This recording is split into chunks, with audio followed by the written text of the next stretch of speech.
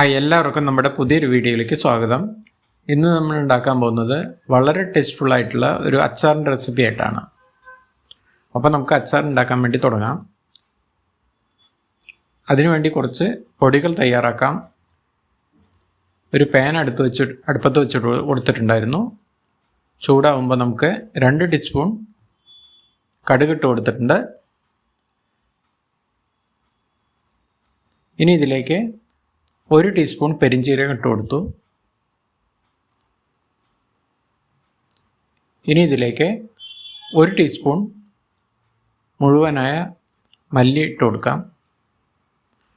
ഇതെല്ലാം നന്നായി ഒന്ന് ഇളക്കി ചൂടായതിന് ശേഷം അവസാനം 1/2 ടീസ്പൂൺ ഉലുവ ചേർത്ത് കൊടുക്കാം.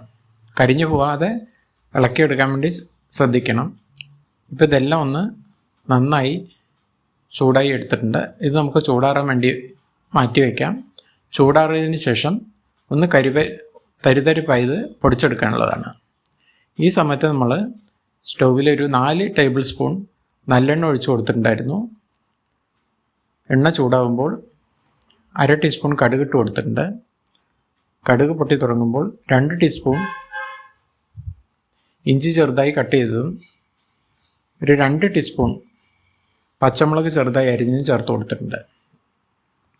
ഇതെല്ലാം വഴറ്റി വരുമ്പോൾ ഒരു 4 ഉണക്കമുളക് കട്ട് ചെയ്ത് ചേർത്ത് കൊടുക്കാം.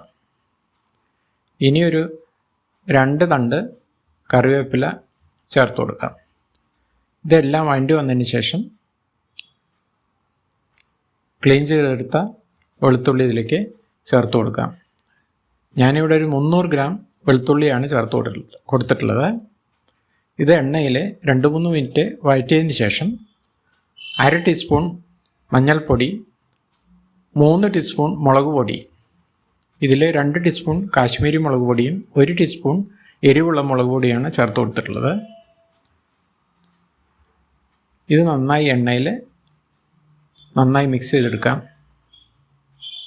ഇനി ഇതിലേക്ക് 1/2 ടീസ്പൂൺ കായത്തിൻ്റെ പൊടി ചേർത്ത് കൊടുക്കാം.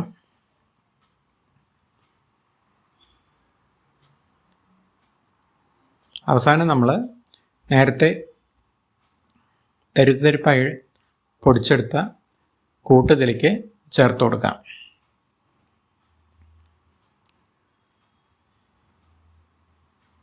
ഇപ്പോൾ നന്നായി എല്ലാം മിക്സായതിന് ശേഷം ആവശ്യത്തിനുള്ള ഉപ്പ് ഇതിൽ ചേർത്ത് കൊടുക്കാം.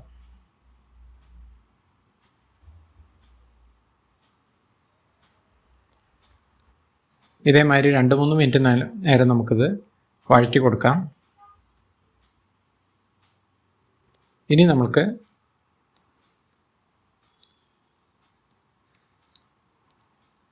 ഒരു 2 ടേബിൾ സ്പൂൺ വിനാഗിരി ഇതിലേക്ക് ചേർത്ത് കൊടുക്കാം.